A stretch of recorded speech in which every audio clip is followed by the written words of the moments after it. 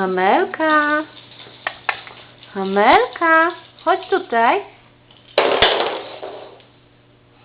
Amelcia, chodź do mnie. Amelka? Tak.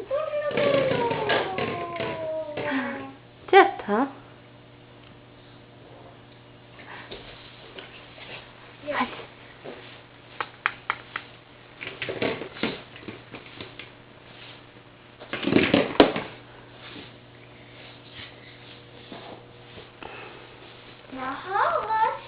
No chodź. No idź na drewno. Tam do pokoju idź. Swojego. Idziemy? Chodź. No idź tam. Do domu może pójść. Amelka? No idź. Idź szybko. Ej, tutaj! Zakręć! Zgodzi? Chodź tutaj! Chodź! Chodź! Amelka!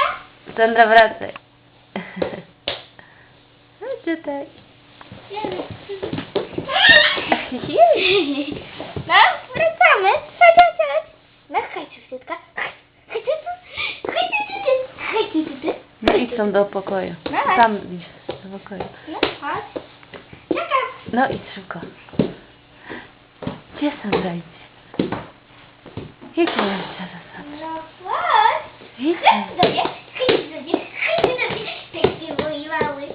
Chodź do mój mały. Idź do dziecka.